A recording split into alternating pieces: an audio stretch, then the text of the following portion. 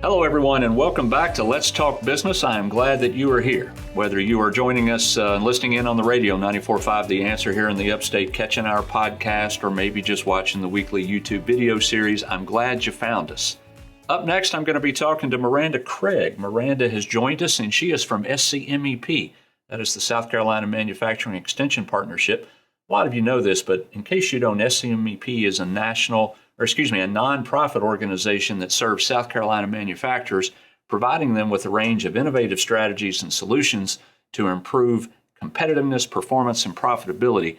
They are funded both on a national level and at the state level. And what I usually like to say about SCMEP is if you are a manufacturer in South Carolina and you need assistance, you call the good folks at SCMEP because it's their job basically to assist a manufacturer in any way they need assistance. And now I am joined by Miranda Craig. Miranda, welcome. Thank you. Thanks for having me. It is good to have you here. We just met shortly before we came on the air, and I know most everyone at SCMEP, but you are fairly new. You've only been there 4 months, right? That's correct. Yeah, I joined the team in April of this year. So tell us what led you from, Tennessee, you told me? That's right. Even though you did go to school, you got your, master's at South Carolina? Mm-hmm. Okay, so you have been here for a little while, but what led you from Tennessee to South Carolina and then into Greenville to work at SCMEP? Yeah, so born and raised in the hills of East Tennessee, so I'm very Appalachian. That's my heritage for sure. And my husband and I got married in 2012, and we moved to the Myrtle Beach area for him to pursue his master's degree at Coastal Carolina University. So go Teal Pride. So he went there, and I actually took a job with the South Carolina Vocational Rehabilitation Department driving a forklift. Oh my goodness. So I worked in that production facility and worked with individuals with disabilities to help them learn job skills so that they could go to work, largely in the manufacturing sector. I stayed with vocational rehabilitation for about 10 years. When I left the agency in April to come to MEP, I was working as the director of job readiness training at their headquarters in Columbia. And a large part of my job was working with our training centers that are all throughout the state to partner with the manufacturing community to help individuals with disabilities to gain the work skills and go to work in those settings. So I always kind of had one foot in manufacturing and one foot in human services. So I was very drawn to manufacturing, and especially after COVID, that was really when my interest peaked, and SCMEP had an opportunity to work specifically with their center on supply chain strategies and address some of the supply chain challenges felt by manufacturers here in South Carolina. So that's where I came on board. It's good to have you in the state. I tell you, we're going to get all into supply chain stuff here in a second. Mm-hmm. But if you are going to be in manufacturing, South Carolina is a great place to be. That's the truth. We know a thing or two about manufacturing in this state. And if you're going to be in manufacturing, then you could not work at a better place than SCMEP. And let's stick there for a second. For the folks who don't know that are tuning in right now, tell us about SCMEP. What is the mission of that organization, and how do you fill in? Yeah, so the mission of SCMEP really is to help manufacturers be competitive and profitable, and to make sure that we're providing the best and greatest tools and resources that we can, either through our team internally or through our network of over 150 service providers throughout the state to meet the needs of manufacturers. And one thing that really attracted me to SCMEP is the fact that they stay so cutting edge and so current. So they're a very proactive organization. And even all the work we're doing now with supply chain is very cutting edge. We want to make sure we're bringing South Carolina the latest and greatest that they need to ensure their success. Let's talk about supply chain.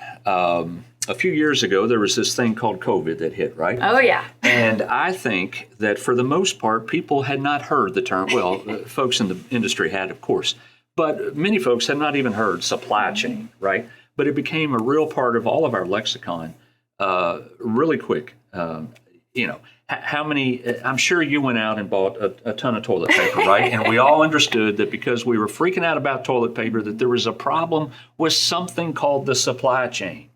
But supply chain has been around a long time. And so now we're past COVID, but we still have supply chain issues from time to time. Tell me, Miranda, what do you do at SCMEP in terms of how that relates to supply chain?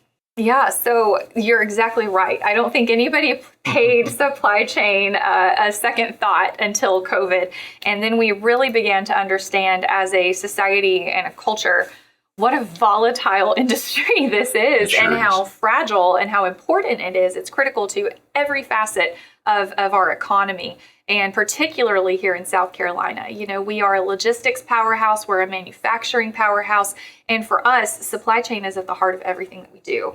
So at SCMEP, we've received federal funding and state funding through the South Carolina Department of Commerce to launch what we're calling our Manufacturer Supply Chain Connectivity Program.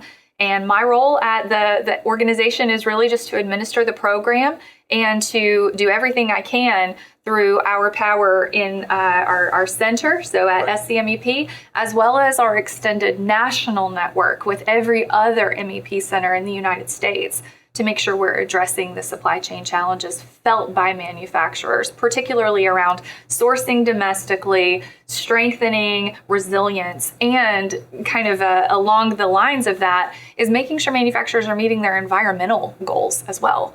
When we have a smaller, localized supply chain, it's improving our carbon footprint and our carbon emissions and our impact on the planet as well. Right. Okay, Miranda, let's stick with the supply chain connectivity program. We were talking before we came on air that SCMEP got money from NIST, N-I-S-T, right? And I want to make sure that I know what NIST stands for. National Institute of Standards and Technology or something like that. You got it. Bingo. Yes, very good. Okay. Good job, Rick. Nice I pat job. myself on the back. Okay. So NIST, of course, is a national nonprofit organization. And as I understand it, they gave you all some funding in terms of a grant and said, go out and what did they tell you to do? And they gave it to all the MEPs, right? Correct. There's 51 MEPs. 51, every state and Puerto Rico. Yep. Exactly. So what did they tell you all to do? And was it the same thing that everyone else is doing? Yeah. Or are you going in your own separate ways? Everyone's kind of doing their own thing because every state's a little bit different. So every MEP center has their own flavor and their own mix of manufacturing industries with whom they work. So for us, we are kind of tackling 4 specific areas with our program and the grant money that we received. The first one is the education and awareness campaign around supply chain best practices. So we'll be rolling out a lot of events to do with sustainability in the supply chain, reshoring, total cost of ownership, all these topics that are very pertinent to the industry. And we'll be bringing in a lot of subject matter experts to help us have those conversations. And we're also going to be launching some supply chain maps of different industries throughout the state. So we're working with a third party right now to map the aerospace, automotive, and Department of Defense supply chains throughout South Carolina. And so the funding that NIST has committed, when did that commitment occur, first of all? Yeah, I believe it went into effect in July 1st. Okay. Yeah. So is your job a new one at SCMEP? So we've had the role of the business development associate before. Right. And that role is largely to support our regional vice presidents and their initiatives.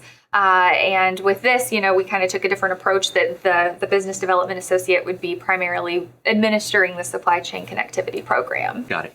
And so is the job that you're filling now, is it tied to these dollars that are coming from NIST in some way that, that you are saying, hey, let's take these dollars and enact them in some way? Are these tied together in some fashion? Yeah, so I would say that the funding that we have is going to the programs that my position would support is probably the best way to think about it. Makes sense. Makes sense. So what does it mean to have a resilient supply chain? Good question. And that's really the most important question that a lot of manufacturers are asking right now. There's a lot of different ways to look at resiliency in your supply chain, but I think at the end of the day, it really boils down to 2 areas: your relations with the people in your supply chains and the locations that they're located. And when we kind of examine the relationships that we have with every unit in the supply chain, which, as you know, can be enormous in the world of manufacturing, we want to make sure we're relying on people that we know we're going to be there, that are going to give us reliable lead times, that we're meeting our customer demands and all of these things. There's so much that goes into it. Total cost of ownership and making sure we're being wise with these make versus buy decisions. So who are we doing business with is really the first question we have to ask. And the second question is, where are they located? Because of course, there's so many things outside of control, right, when we're working with the supply chain. And the further out we get geographically, there's a lot more things that could go wrong. If I'm doing business with someone in, say, California or even in another country, that's kind of riskier than if I were doing business with someone right here in South Carolina in my own backyard. So one of the things that we are hoping to do with our connectivity program is connecting these manufacturers, making sure they know who are the players, so who are those people we can have relationships with, and where are they located. Can we find someone here in South Carolina to meet the need of that business and keeping that business here in our state as opposed to taking it, 3 states over or even to another country? Yeah, and I would think, and you correct me if I'm wrong, but I would think supply chain issues, that we might be more aware of supply chain issues in South Carolina than others, if for no other reason than you've got the Port of Charleston. Yep. You've got the inland port that is just up the road here in Greer, right? Yep. You've got these things that other states may not necessarily experience. Exactly. And I would assume that is impactful, potentially more impactful than other places. For sure. Yeah, very much so. We're really in a good spot to support our manufacturers with, again, the infrastructure that we have. And, the Port of Charleston is the deepest on the East Coast now. And we're seeing that influx. We're seeing that business come here. We want to do everything we can to keep it here and to keep jobs here. But it's the more that we have, the more that can go wrong, right? I mean, exactly. It's a double-edged sword, that's right? That's right. We've got all these great things, right? We bring in these huge ships into the harbor. They unload their freight. It goes on to a train. It makes its way over to the inland port, and then it goes out to places all over the United States. Correct. But it's just that many more places within our state that something could break down and there could be a problem. Right. And so we're really hopeful that the supply chain maps that we develop will help us to identify some of those gaps where we're able to see, hey, maybe this is a weakness, maybe this is an area for a potential breakdown, and help us, again, come up with a proactive strategy and the data that we need to make an informed choice that's going to be the best solution for us. Another great thing that we're doing is we've just launched the CONNEX South Carolina Marketplace platform. And this is our brand new state-of-the-art supply chain solutions platform that we administer at SCMEP. The platform's been completely funded by the South Carolina Department of Commerce. And the whole goal of the platform is to, again, connect manufacturers here in our state and make sure we know who the players are and we know where they're located so we can have more of these things that could go wrong, go right. We want to make sure we've got the answers in our back pocket. It's called CONNEX. That's right. Yep. CONNEX SC. Tell me what that is exactly. Are we looking at, is this a website? Yes, sir. Yeah, tell me about it. So it's a cloud-based service as a software platform, and it was developed by a software company based actually out of Utah. But they put this thing together and they worked with the MEP centers to build it. So all of the input from the very onset of the platform has been from the manufacturers and people working in the industry. So the way that the platform works is it's essentially a database, but it's administered by the state MEP centers. So I personally vet every single manufacturer that comes onto the site. We make sure that they're a legitimate manufacturer. We make sure they need to be there. And then it's a matter of making sure they can find what they need in the platform. They're able to respond to business opportunities, to post out RFIs, RFQs.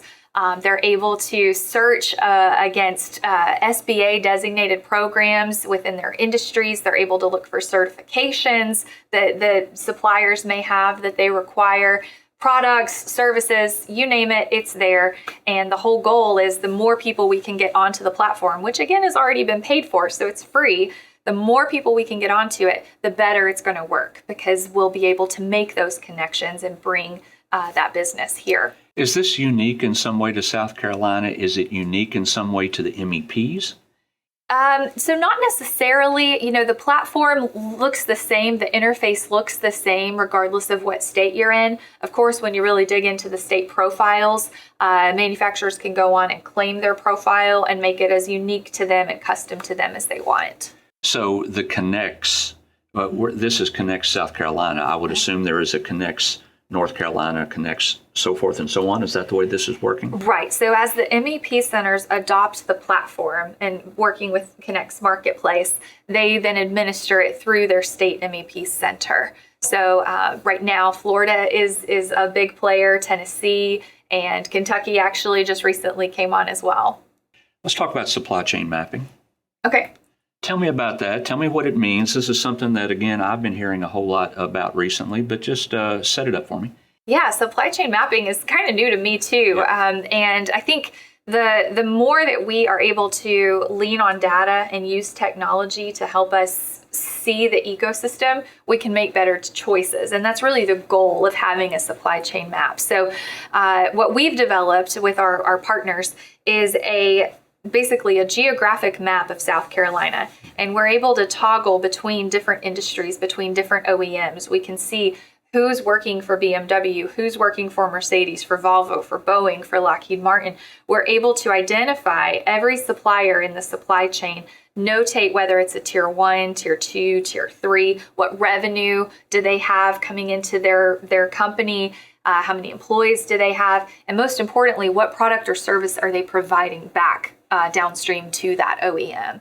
So we're able to really get a clear picture of, again, who's on the field, right? Who's playing in the supply chain game. Right.